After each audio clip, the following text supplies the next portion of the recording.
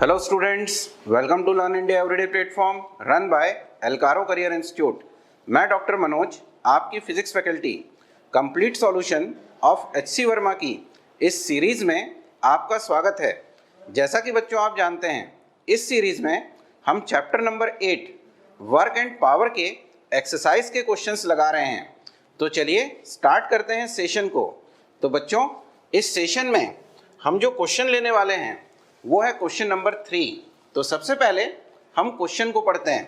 Question दिया हुआ है, a block is pushed through 4 metre across a floor offering 100 newton resistance, how much work is done by the resisting force. तो बच्चों, यहां हमें question में दिया हुआ है कि एक ब्लॉक है और उस ब्लॉक को एक सरफेस के ऊपर हम मूव करा रहे हैं। तो सबसे पहले हम इसके लिए डायग्राम बनाते हैं। मान लीजिए ये मेरी सरफेस है और इस सरफेस के ऊपर एक ब्लॉक रखा हुआ है और इस ब्लॉक को हमें फोर्स अप्लाई करके पुश करके 4 मीटर फ्लोर के अक्रॉस मूव कराना है। तो मैं अगर ये अज्यूम करूं कि हम जो पुश अप्लाई कर रहे हैं वो टुवर्ड्स राइट है, तो इस फोर्स के इफेक्ट में ये ब्लॉक 4 मीटर का डिस्टेंस ट्रेवल करता है। तो centre to centre distance s आपको गिवन है और ये डिस्टेंस आपको गिवन है 4 मीटर। लेकिन यहाँ हमें वर्क डन निकालना है ड्यू टू फ्रिक्शन।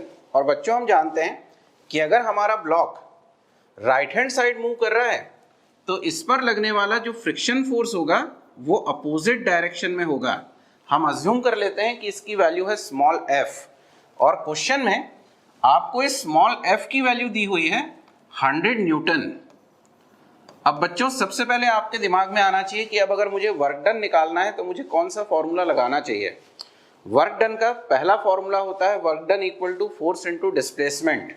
लेकिन ये फॉर्मूला हम तब अप्लाई करते हैं जब अप्लाइड फोर्स और डिस्प्लेसमेंट एक ही लाइन में होता है।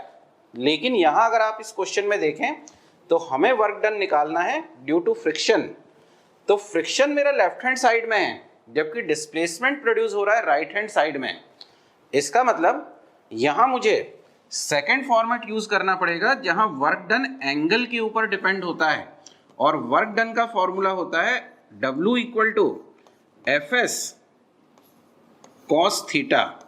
और बच्चों, यहां हमें थीटा इक्वल टू दिया हुआ है 180 डिग्री, क्योंकि डिस्प्लेसमेंट मेरा राइट हैंड साइड में है और जिस फोर्स के कारण मुझे इस वर्क डन को कैलकुलेट करना है वो है लेफ्ट हैंड साइड में।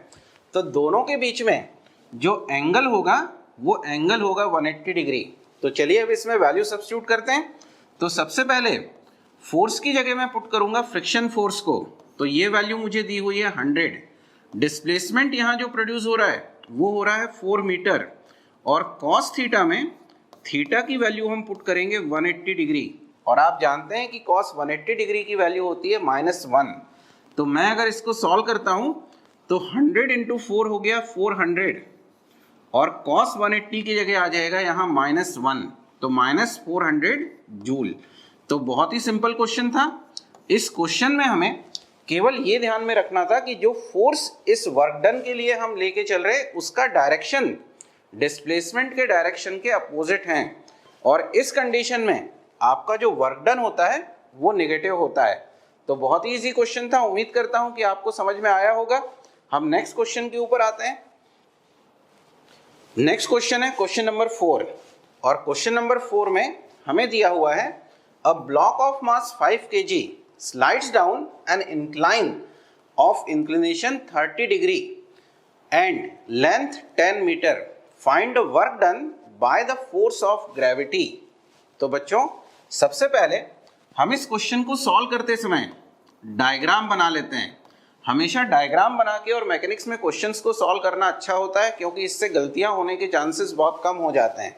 तो सबसे पहले हम यहाँ एक इंक्लाइन बना लेते हैं। तो एक इंक्लाइन मैंने बना लिया। हमें यहाँ दिया हुआ है angle of inclination theta equal to 30 degree. अब इस इंक्लाइन के ऊपर एक ब्लॉक हमें रखना है। तो ये एक ब्लॉक लेके और मैं इस इंक्लाइन के ऊपर रख देता हूं और इस ब्लॉक का मास मुझे दिया हुआ है 5 kg। अब सबसे पहले ये देख लें कि जो वर्क डन हम निकालने वाले हैं वो किस फोर्स के कारण निकालने वाले हैं, और वर्क डन यहाँ हम निकालने वाले हैं फोर्स ऑफ ग्रेविटी के कारण, मतलब यहाँ कोई एक्सटर्नल फोर्स हम यूज में नहीं ले रहे। तो अब सबसे पहले हम इस ब्लॉक के ऊपर लगने वाले फोर्सेस को कैलकुलेट कर लें। तो डाउनवर्ड डायरेक्शन में फोर्स लगेगा mg। इस mg के हम दो कंपोनेंट ब्रेक करेंगे, एक होगा परपेंडिकुलर टू द इंक्लाइन, और परपेंडिकुलर टू द इंक्लाइन जो कंपोनेंट होगा उस कंपोनेंट की वैल्यू होती है mg cos थीटा। अब ये सारी चीजें आप जानते हैं। और दूसरा कंपोनेंट जो अलोंग द इंक्लाइन होगा, इस अलोंग द इंक्लाइन वाले कंपोनेंट को हम लिखते हैं mg sin थीटा। अब यहां हमें due to gravity work done calculate करना है, और ये ब्लॉक जिस फोर्स के इफेक्ट में नीचे आएगा वो यहाँ फोर्स होगा mg sin थीटा। और हमें यहाँ क्वेश्चन में ये भी दिया हुआ है कि इस इंक्लिनेशन की जो लेंथ है वो 10 मीटर की है। इसका मतलब जब ये ब्लॉक यहाँ मूव करेगा तो ये डिस्टेंस मूव करेगा s इक्वल टू 10 मीटर। तो अब आपके पास फोर्स भी है और साथ में डिस्प्लेसमेंट भी है, तो इन दोनों से हम वर्क डन की वैल्यू को निकाल सकते हैं। और यहाँ हम सिंपल से फॉर्मूला यूज करेंगे, work done equal to force into displacement. तो फोर्स आपका हो गया mg sin थीटा, और डिस्प्लेसमेंट की जगह हम लिख लें 10 मीटर।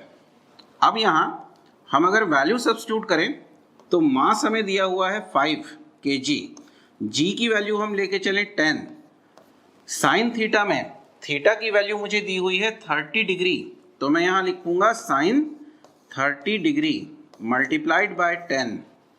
मैं अगर इसको आगे सॉल्व करूं तो 5 इंटू 10 हो गया आपका 50 में मैं फिर 10 को मल्टीप्लाई करूं तो ये हो जाएगा आपका 500, और इस 500 के इंटू में आ जाएगा साइन 30 जिसकी वैल्यू होती है हाफ, और 500 का अगर मैं हाफ करूं तो ये हो जाएगा आपका 250, और वर्क डन की यूनिट होती है बच्चों जूल। तो बहुत ही इजी क्वेश्चन था।